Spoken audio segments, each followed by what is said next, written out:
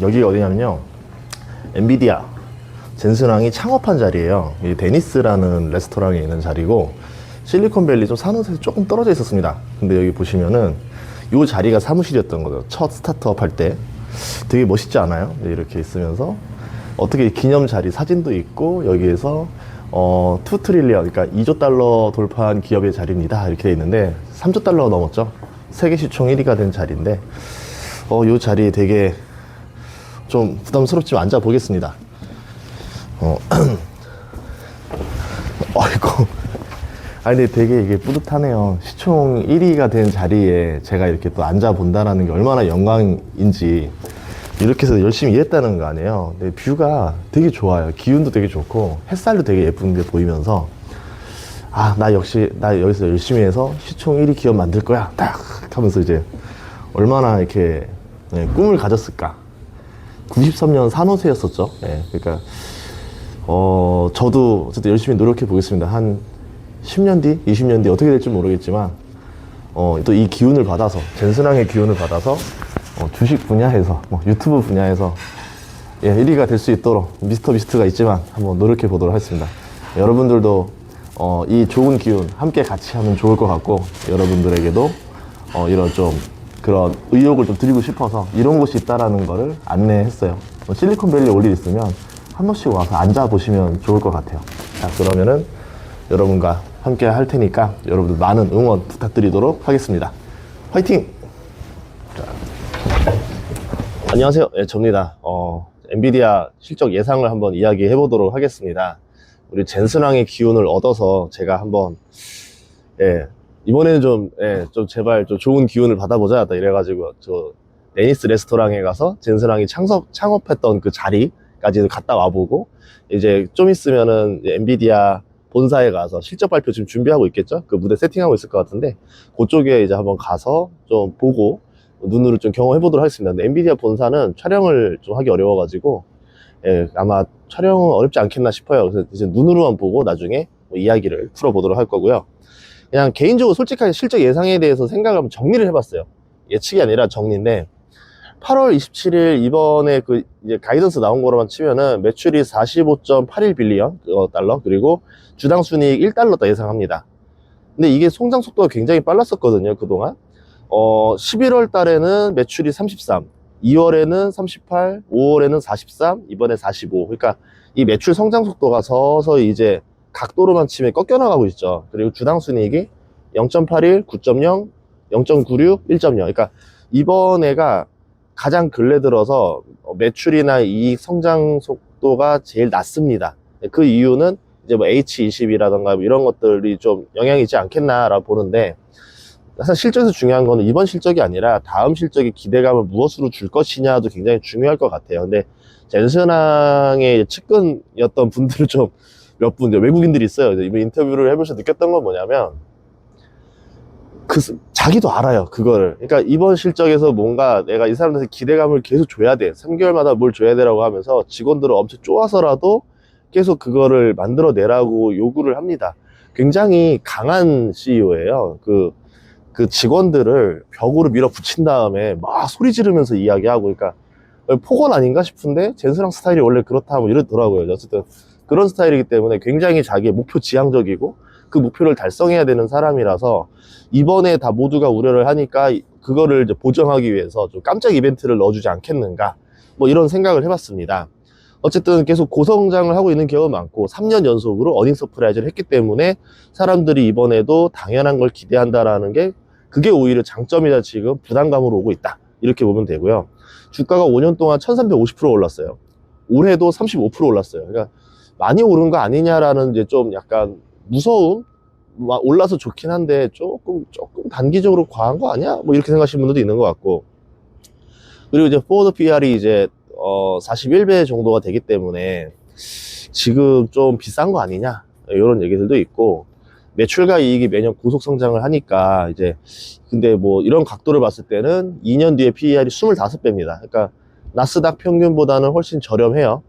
그런 점에서 현 주가는 한 1년 정도만 선반영하고 있는 상황이다.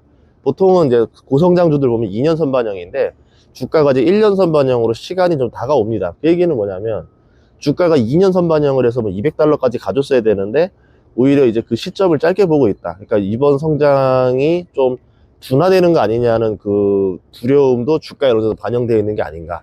만약에 이걸 해결해 주게 되면 여기서 한 번 더 점프업을 할 수도 있지 않겠는가. 이렇게 보는 거죠. 그러니까 정말 그 실적이라는 게 당장도 좋지만 그 가이던스가 참 중요하거든요. 대표적으로 고성장주들은 성장 속도에 굉장히 예민합니다. 넷플릭스 같은 경우도 그 성장이 한번 역으로 걸렸을 때 $750에서 $150거 떨어졌다가 매출이랑 이익 구조를 싹 바꿨죠. 계정 다 조사해가지고 불법 계정 다 털고 이렇게 해서 이제 그 주가를 다시 이제 올렸죠. $1200까지 올려놨습니다. 이런 것처럼 그 좀 미국 주식일수록 그 고성장에 대해 굉장히 민감하다. 예, 요것들이 좀 있었고, 그리고 블랙엘 울트라 이쪽에서 실적 기대감이 주가를 좀 많이 올리지 않겠는가. 이제 요게 좀 조금 이제 기대감 중에 하나거든요. 지금 상승 요소를 보는 사람이 그거 하나, 또 경영진이 제시한 실적 전망치가 원래 보수적이다. 엔비디아 자체가 약간 서프라이즈를 즐기는 쪽이라 더 나올 것 같다. 그리고 중국 리스크가 완화돼 있고 데이터 센터 수요가 좀 급증하고 있는 추세이기 때문에 이익에는 문제가 없을 것이다. 이렇게 보시는 분들.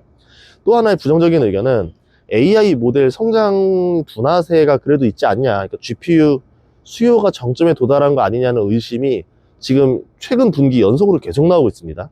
또 하나는 뭐냐면 AI 분위기 자체가 과열 아니냐. 챗 GPT-5나 이런 사건들을 보면서 좀 비싸다라는 생각이 옛날보다는 조금 더 많아지긴 했다. 요거였고, 중국에서 H20을 다시 팔 수 있게 됐지만 MB가 가져갈 몫이 줄었기 때문에 이거로 인한 이익이 제한적이다. 좀 낮게 봐야 되는 거 아니냐. 이런 얘기들까지 나와 있습니다. 그러면 이제 그 젠스랑이 뭔가를 좀 깜짝 이벤트를 준비할 건데, 저는 그걸 보고 있거든요. 피지컬 AI를 아마 좀 전면에 내세우지 않겠나, 이번에. 그래서 이번에 본사 가서 좀 약간 몰래 훔쳐보려고 하는 것도 뭐냐면, 피지컬 AI 준비한 흔적 없나? 어디 위장막 같이 천막으로 둘러 써놔서 로봇들 쫙 또 전시해놓고 뭐 하려는 거 아닌가? 아마 그러진 않겠죠. 컨퍼런스 콜이니까. 근데 이제 혹시라도 그런 거 있지 않겠나 좀 찾아볼 생각이었습니다. 예전에 기업 탐방 보면은 저쪽이 위장막으로 해서 좀 비밀리에 좀 연구하고 있는 것들이 가끔 나오더라고요. 그런 걸 좀 발견했을 때 쾌감이 있어서 그런 생각을 좀 해봤었고, 피지컬 AI는 좀 달라요. 왜냐면 지금 사람들이 기대감이 꺾여가고 성장 둔화에 대한 것들은 생성형 AI에 대한 둔화감입니다. 대형 언어학습 모델 LMM에 대해서 이제는 투자 대비 효율이 안 나오는 것 같아. 여기서 더 투자해봤자 성능은 조금밖에 안 올라가고, 그렇다 해서 수익성은 급격히 나빠지니까 더 이상 이제 좀 GPU를 사서 LMM을 하는 게 맞나라는 그 고민되는 지점에 다가와는 시점이다라는 얘기들이 있단 말이에요. 그럼 이럴 때 그럼 LMM 말고 물리적으로 로봇에 블랙엘 울트라를 장착하던가 블랙엘을 장착해서 이제 피지컬 AI 성능을 한번 획기적으로 기원해 보자, 올려보자, 이런 이야기들이 나올 때가 됐어요. 그렇게 되면은 우리가 생성형 AI로 3년 해먹었습니다. 그럼 피지컬 AI로 또 한 3년에서 5년을 해먹겠죠. 그 다음에는 이제 뭐 바이오 AI 나오고 이런 식으로 하면서 AI의 종목을 바꿔가면서 계속 이 유행을, AI의 그 어떤 수요를 10년 내리 끌고 갈 수 있는 거죠. 어차피 엔비디아 입장에서는 생성형 AI가 뜨든 피지컬이 뜨든 바이오가 뜨든 뭐가 뜨든 간에 자기들은 GPU만 팔면 됩니다. 그렇기 때문에 그 유행을 계속 트렌드를 만들어 내려고 하는 게 아닌가, 이게 지금 생각이죠. 그러면은 이번 지점이 가장 실적 성장세가 제일 낮게 보는 지점일 때 피지컬 AI에 대한 이야기들과 기대감을 빡 주려고 하지 않겠는가, 이게 이제 저의 생각이에요. 피지컬 AI 쪽에 보면은 어떤 게 있냐면, 그동안은 생성형 AI 모델에는 제일 최신형의 GPU를 쓰고 피지컬 AI 쪽에는 한 2년 정도 지난 GPU를 썼단 말이에요. 근데 이제 이거를 그 속도를 똑같이 맞춰주겠다 이거예요. 그러니까 그 얘기는 뭐냐면, 피지컬 AI 들어가는 GPU가 최신형으로 들어가니까 엔비디아는 수요처가 늘고 마진율이 올라갈 것이다. 뭐 이렇게 보는 겁니다. 이게 제 생각이고요. 뭐 어쨌든 지금 사람들은 정점에 대한 얘기들을 하고 있는데, 이제 제가 이제 그 화면에서 보여드리시피 이제 구조에 뭐냐면, 엔비디아 GPU가 이렇게 있어요. 그 다음에 이게 지금 수익이 나고, 그러면은 여기를 사는 데가 이제 클라우드잖아. AI 데이터 센터. 그럼 AI 데이터 센터가 또 수익이 나는 걸 보여줘야지만 GPU가 팔려서 AI 데이터 센터 애들이 계속 돈을 버니까 계속 GPU를 주문하겠네 이러면서 이게 1, 2년 정도 기다려줬는데, 지금 다행스럽게도 데이터 센터 애들이 GPU 발로 돈을 벌기 시작했습니다. 그래서 지금 주가 3년째 이어지는 거고, 그럼 그 다음 데이터 센터에 그럼 이용 고객은 누구냐?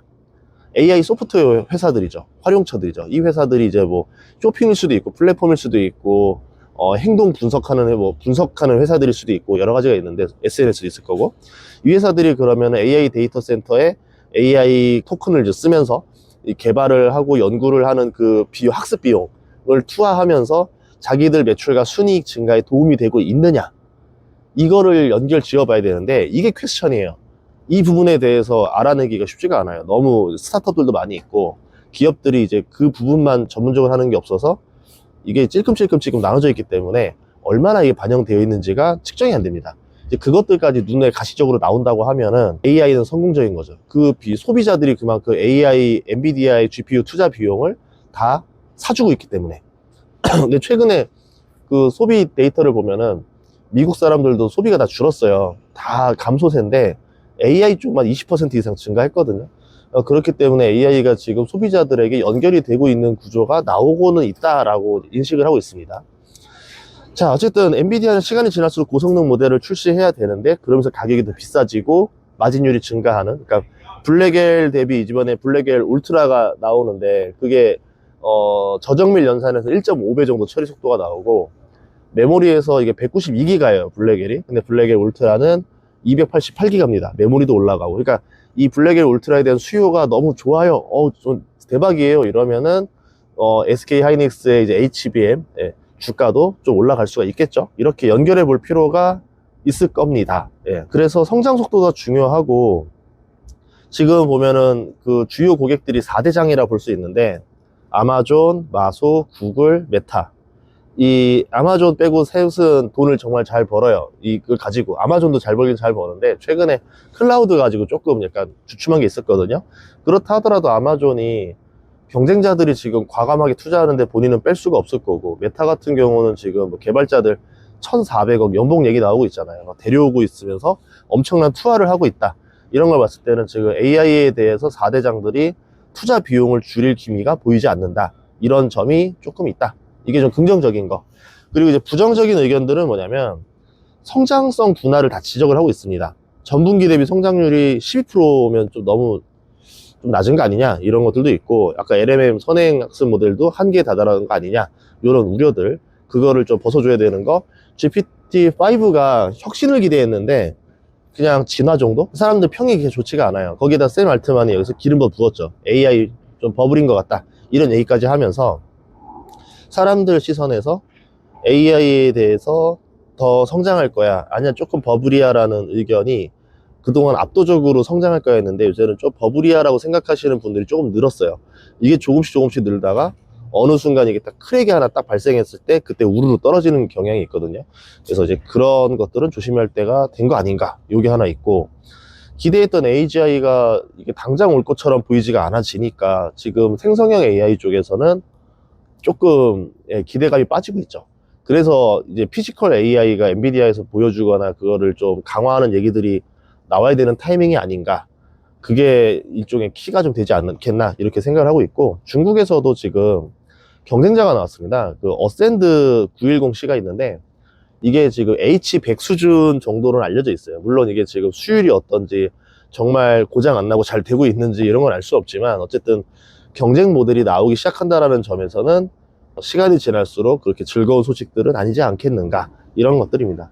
그래서 결국은 실적을 예상하기도 쉽지 않고 가이던스 예상은 더 어렵고, 거기에다가 이제 CEO의 발언 예상하기는 훨씬 더 어렵고 예측을 단언하기 쉽지 않다. 하지만 결국 그 키는 젠슨왕이 다 가지고 있을 것 같다. 그래서 오늘은 젠슨왕을 한번 찾아다녀 볼 생각입니다. 엔비디아를 뒤지면서 뭐 만나서 뭐 물어본다 대답해 줄까요?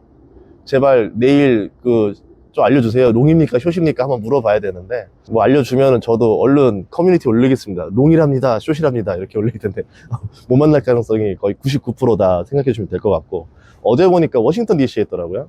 아마 오늘쯤이나 돌아올 것 같은데 한번 좀 보도록 하겠습니다. 자, 아무튼 이렇게 해서 마치도록 하고, 열심히 미국에서 뭐 저도 원정 나왔기 때문에 정말 빨빨대면서 발로 뛰어다니면서 한번 조금이라도 정보를 한번 찾아보도록 하겠습니다. 여러분들도 또 편한 하루 되시고 열심히 또 화이팅 하시길 바라겠습니다.